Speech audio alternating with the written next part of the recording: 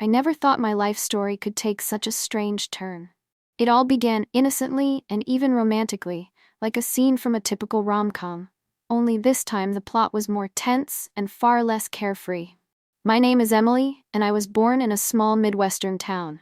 Before meeting Kevin, my life flowed calmly and quietly, and the biggest event was moving out of my parents' home into a rented apartment after college. When I first saw Kevin at a friend's party, I felt he was that special person I wanted to be with in the future. He had a calm confidence and a warm smile that I found irresistible, and I agreed to go out on a date. We quickly realized we had a lot in common. Both of us had just graduated and were looking to find jobs at large companies, hoping to settle down in a bigger city. We were both on the threshold of adult life, full of challenges and discoveries. We dreamed of a shared apartment, a future family, and believed any obstacle could be overcome if we supported each other. Kevin was incredibly caring and attentive. Not once did he leave me feeling neglected. I felt important and loved. We thought we were living out a fairy tale where the main characters are fated to be happy ever after. But like any fairy tale, there was a great challenge or villain. In our story, that villain arrived in the sudden necessity for his mother to move in with us. I remember how it happened. Kevin and I had just rented a new apartment, nothing fancy but cozy, in a lovely neighborhood. The kind of place where you can take an evening walk along quiet streets, grab coffee from a little cafe on the corner, and pick up fresh bread from a local shop. The living room reminded me of those modern lofts I'd seen in trendy magazines. Simple furniture, a soft couch facing the TV, and shelves with our photos and books. We weren't wealthy, but we created a warm and welcoming atmosphere. Then Linda, Kevin's mother, showed up. Her ex-husband had suddenly stopped paying alimony, and her house payment shot up unexpectedly because of a property tax adjustment. Her finances took a nosedive, and Kevin, a loving son, couldn't refuse to help her. He announced that his mom would stay with us just for a couple of months, while she sorted out the paperwork and found a more affordable place. I initially wanted to be understanding and generous. My own relationship with my parents was a bit complex. They lived in a neighboring state, and though we didn't see each other often, we always stayed in touch. I figured if my family would support me in a crisis, then Kevin's mother deserved the same. In reality, Linda's presence turned into a grueling ordeal. From the very first day, she took the role of head of the house. It started with small things. She would wake up earlier than us and organize the kitchen by her own rules. Then she tried to rearrange our furniture, citing better harmony of space. The first time it happened, I was too shocked to say anything, while Kevin merely shrugged and said, "She won't stay long, please be patient." It seemed like a small thing, but it got under my skin. I hated people touching my belongings without permission, let alone reorganizing the entire home.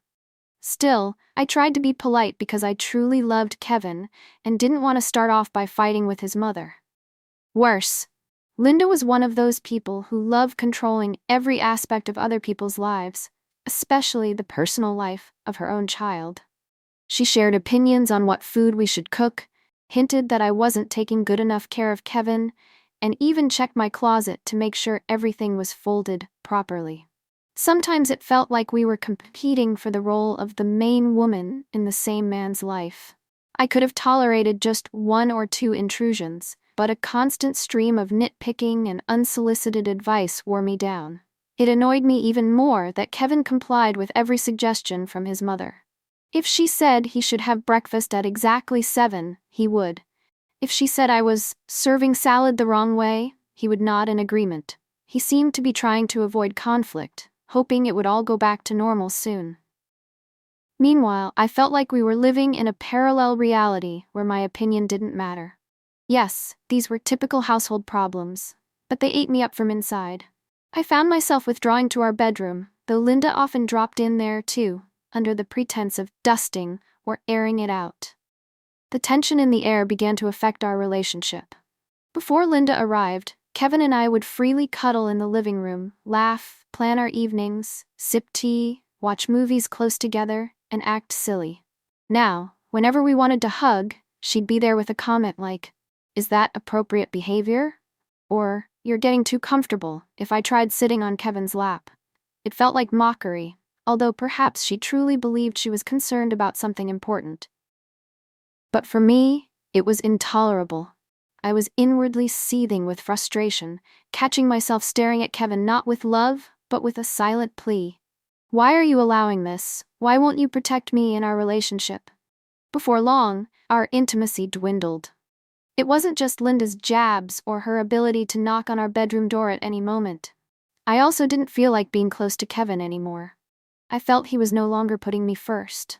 Maybe he was honestly worried about his mother's struggles, but I needed emotional support and empathy from him. I looked for the qualities that had initially drawn me to him, but only found helpless smiles and vague excuses. Each day it grew harder to maintain my composure. My inner voice yelled, "You're driving yourself into a dead end. You're drowning in problems you could fix, but you're not trying." But I was almost too afraid to admit how bad things had gotten. Maybe I lacked the courage to confront Kevin firmly, draw a clear boundary for our personal space, or propose some alternative for Linda. I felt it was rude. We were young and not even officially married. How could I dictate what he did about his mother? So I kept enduring it, telling myself it would work out. Yet whenever we had a moment alone, we acted like sulky children. Instead of passionate embraces or deep conversations about our future, we'd whisper argue so Linda wouldn't overhear. Eventually, we sank into silence in our bedroom, where laughter and confidences had once reigned. I clearly remember an evening when I realized just how exhausted I felt. I was in the kitchen, sipping cold coffee, lost in thought. Linda had gone out, Kevin was already asleep, so I had a rare moment of peace and quiet. I asked myself why I was so miserable. I had a boyfriend I used to love, a roof over my head, and an entire world of possibilities. But I felt alarmed when I acknowledged my growing doubts about Kevin being my savior. He seemed to have lost his tenderness, and I had lost my patience with him. All my life, I'd never been one to consider cheating or lying. But I'd never felt such a crushing loneliness in close proximity to someone who was supposed to be dear to me. That night was the turning point, the moment I truly lost faith in our perfect relationship. I couldn't foresee how difficult the path ahead would be and how the distant lights of questionable solace would lure me like guiding stars. All I could do was watch how foreign desires began creeping in, how I sought an escape, but I didn't want to give up so soon. I held on to the hope that tomorrow might be different, that Kevin would stand up to his mother, telling her our home was our private space, that he was also tired of her interfering. After all, we loved each other, right? We were a team. But the more time passed, the more obvious it was that my teammate was not protecting our relationship. I found myself gazing at Kevin in annoyance rather than affection, upset that he didn't act on my behalf. Linda's meddling increased, forging some weird three-way dynamic where everyone tried to keep the peace, but nobody was truly comfortable. I refused to admit our relationship was collapsing, while he carried on with surface-level politeness that no longer felt like genuine love. Gradually, I noticed a new curiosity in myself about other people's attention. Maybe it surfaced when I realized how free I felt, even for a few minutes, if I shared a fleeting smile with a stranger who wasn't wrapped in the cloud of tension that lingered over our home. I welcomed those looks because they reminded me I was still a young, attractive woman, not just someone whose every move was scrutinized as a potential violation of somebody else's standards. Those glances felt like little bits of encouragement, letting me forget for a second how unhappy I was.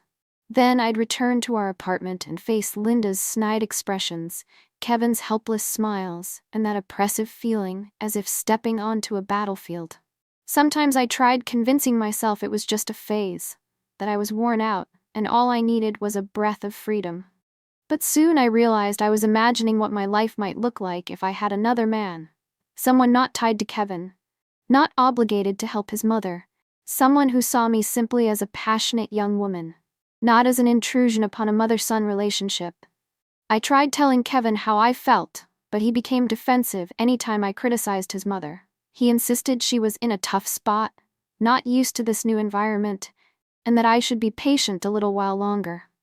That patience felt endless, and I was convinced I'd run out. In that challenging period, I started a new job at a small marketing firm. The team was friendly, something I missed in our own home. Most of my coworkers were around my age, just beginning their careers, plus a few experienced people who kept the department afloat. I really liked the friendly, supportive vibe. Our boss, Jacob, was tall, about 40, always in a neat suit and an expensive watch, but not at all stuck up. He believed that for effective work, employees should feel safe and comfortable. Even though I enjoyed my new job and colleagues, I still felt like an outsider with a secret burden. Nobody else went home to a place full of silent battles. However, I soon noticed I wasn't the only one observing others. One of my coworkers, Mark, seemed interested in me in a way I initially dismissed as simple friendliness. He was my age, joined the firm around the same time, and invited me to grab coffee whenever possible. He told me how much he liked my sense of humor and style, saying he'd never met such a cheerful person, even though I hadn't felt genuinely cheerful in a while. Early on, I saw our conversations as a pleasant, collegial connection. Why not? He was a kind, fun guy, easy to chat with about anecdotes or personal stories.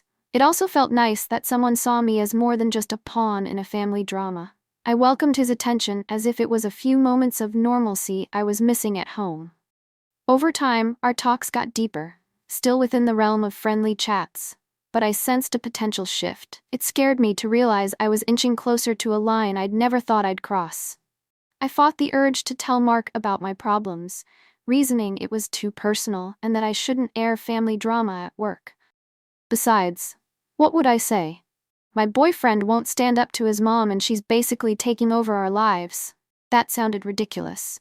And if I did spill everything, it might forge an emotional bond with Mark that could turn into something bigger than innocent coffee breaks. But I had no one else to confide in. My parents lived out of state, and if I told them the full story, they might panic and push me toward drastic decisions. I remained stuck in limbo, my only refuge being my own mind and a few friendly remarks from people like Mark. Those remarks, those smiles, started to feel like essential oxygen, and I found myself craving them more and more. Late at night, I'd lie in bed beside Kevin, hearing him breathe, realizing how alienated I felt from him. Instead of closeness, I felt resentment, anger, and a desperate longing for release. I used to be the kind of person who believed in being faithful. I'd always said that once I start a relationship, I must be loyal and never seek outside thrills. But no steadfast principle could quell the despair I was feeling. I was longing for solace, and I realized how dangerously drawn I was to other people's attention, especially Mark's. He seemed to be the only person who offered genuine support and kindness, if only in small ways. As time went by, Mark and I began spending more time together after work, staying late for projects, then grabbing a quick bite or coffee. I realized I was doing it not just for the fun or professional discussions, but because I needed the emotional nourishment I lacked at home. The more I did this, the later I arrived back at the apartment, always with some excuse. Yet I came home with a strange flutter in my chest, a sense of excitement I was afraid to name. Meanwhile, Linda's comments had grown more pointed. She'd ask me straight out, "Why do you have to stay so late at work? Are you sure you're not getting too friendly with some coworker?" I responded with short, clipped answers, trying not to show my irritation. But inside, I was ready to explode. It seemed like I was being accused of something I hadn't even done, yet. And that, somehow, was even more hurtful, like she'd labeled me a cheater in the making. Maybe it was a self-fulfilling prophecy, because the more she accused me, the less guilty I felt about letting my mind drift. One evening, Linda took it to a new level, interrogating me in front of Kevin about where I'd been. She claimed a respectable young woman shouldn't be out so late, said I was tarnishing our family's name. I recall standing there, outraged, wondering whose family name she was talking about. Kevin offered a weak protest, something like, "Mom, calm down, Emily's an adult," but it didn't protect me. Anger flooded me, but I merely said I was tired and going to bed. That night, as I lay awake, listening to Kevin's heavy breathing, I realized how close I was to letting go of all moral reservations and seeking solace in another person's arms. Slowly but surely, I felt the final barriers in my mind begin to crumble. It wasn't a single moment, but a gradual buildup that led me to consider cheating as an actual possibility. I'd find reasons to linger with Mark, have dinner with him, take walks, share little jokes. My feelings weren't purely physical attraction, though that was growing too. The bigger pull was the emotional security and warmth he provided, something my own home utterly lacked.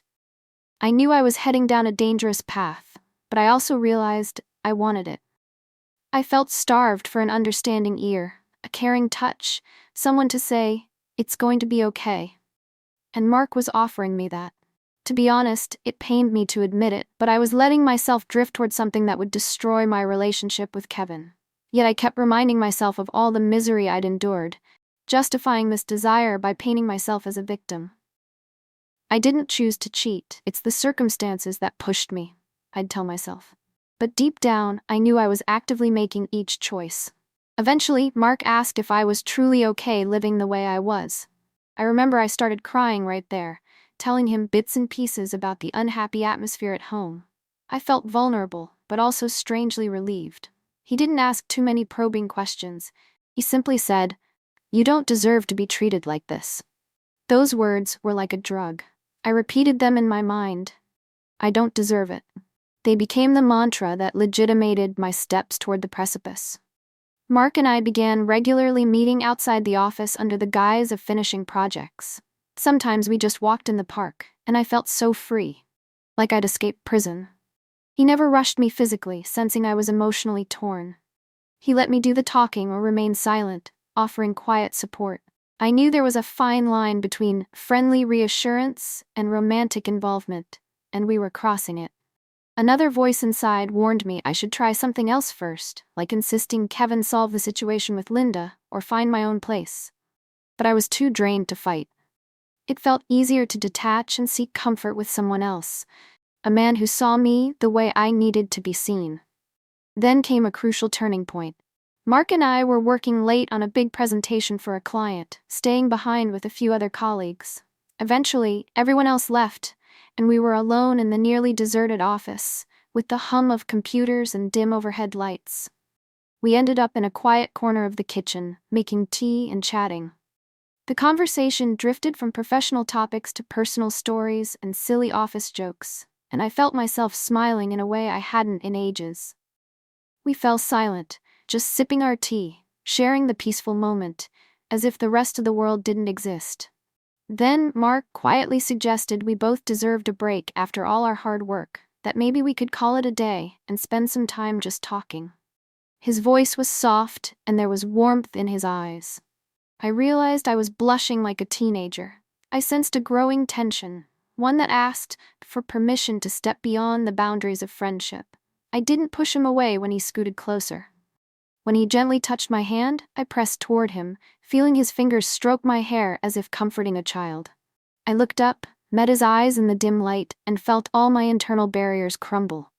I knew if I didn't leave that very second, I'd do something I couldn't undo. But I stayed. When he leaned in to kiss me, I responded in kind, trembling yet somehow feeling liberated. This first kiss was my conscious decision to betray Kevin. I kissed Mark back, feeling relief and release, as if, in that moment, all my old principles were swept aside. I didn't feel regret just then, only a bittersweet happiness, because at last I felt fully alive. We didn't sleep together that night. We didn't want to rush. But that kiss alone was enough to show me we'd crossed a line, and I had changed. When Mark dropped me off a few blocks away from our apartment, so Kevin and Linda wouldn't see me arriving in his car, my heart pounded like crazy.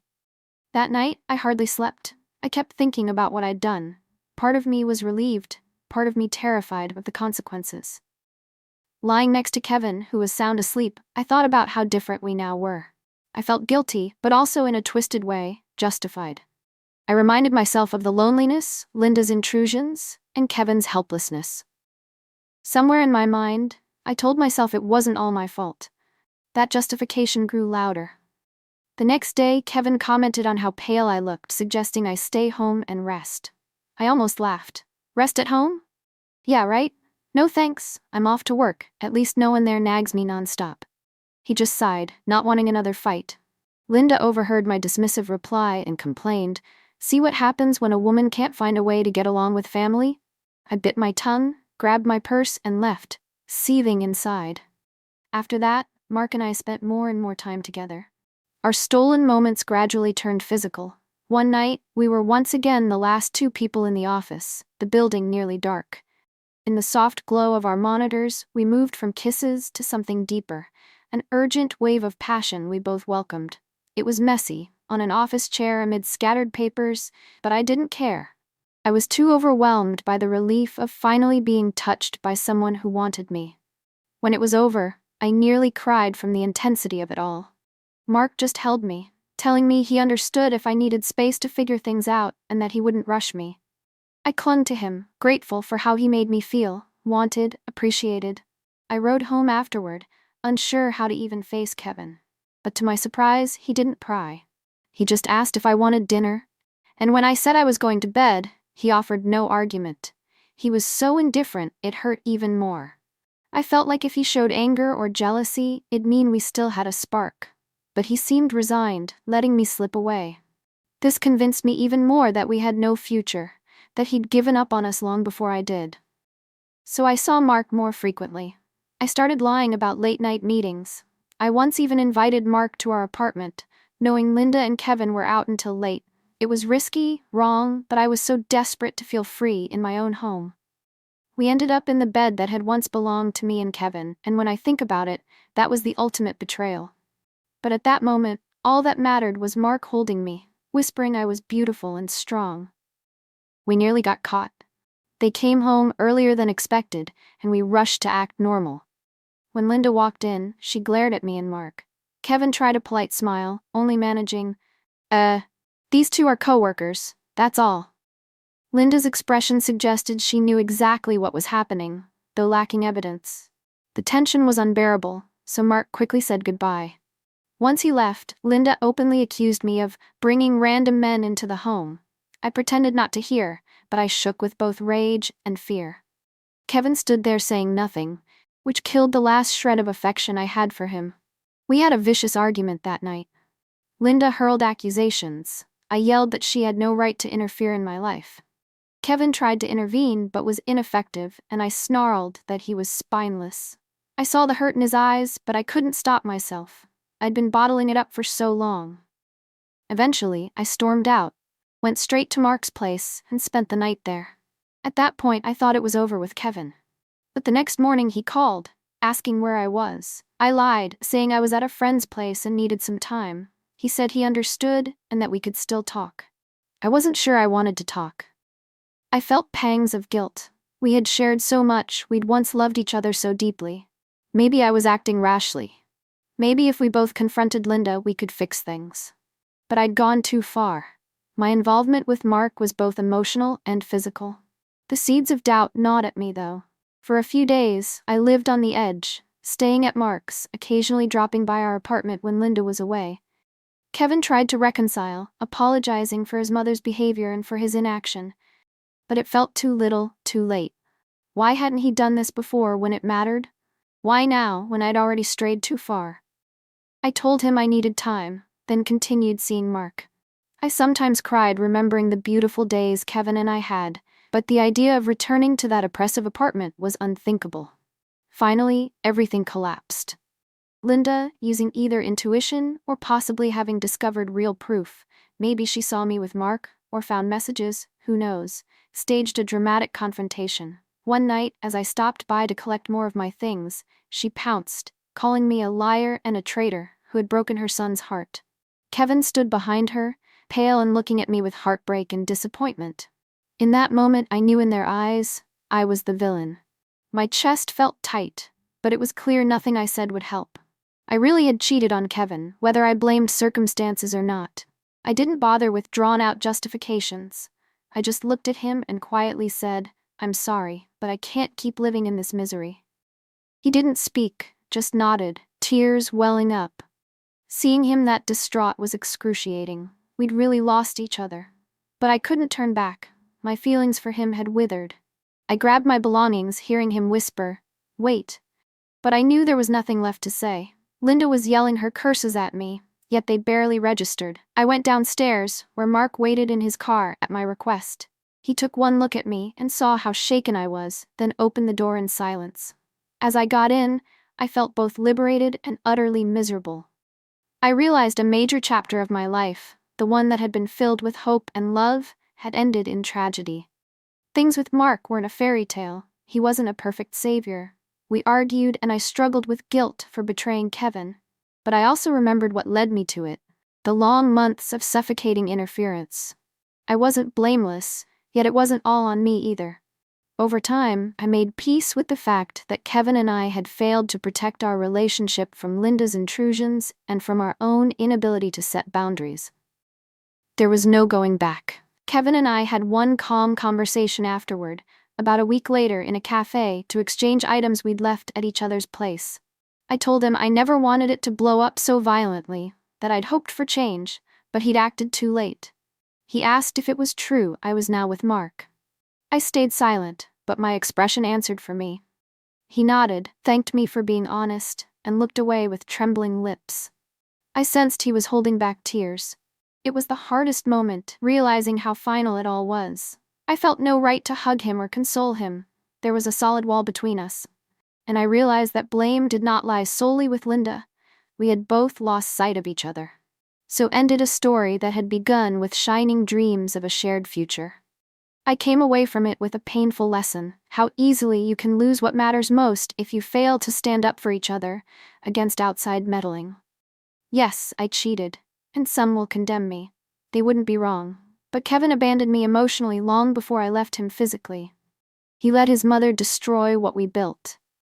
In the end, I made a choice that was terrible, yet felt like the only way out. With time, I learned to stop blaming myself entirely, yet I also didn't shift it all onto Linda or Kevin. I understood that any relationship crisis can be overcome if both people truly try. We didn't. I don't know how Kevin's life turned out afterward, but I heard he finally helped his mom find cheaper housing about a year later and that they no longer live together. If only he'd done that sooner. I never hated him, just felt regret that we lost something that was once so promising. As for me, I stayed with Mark, though it wasn't bliss. We faced our own set of trust issues, given how our relationship started. But I tried looking forward, hoping I would never again be in a situation where cheating felt like the only escape. That's my life now. My heart feels lighter, though it carries scars of the pain I went through. Sometimes at night, when I lie awake, I recall that old apartment where Kevin and I were once so happy. I wake up with tears in my eyes, but remind myself the past is gone. The story taught me one crucial lesson: never allow a third person to destroy what you have together. And if your happiness depends on boundaries, you have to be brave enough to set and defend them, hand in hand. Otherwise, the fairy tale you believed in can end in the most heartbreaking way.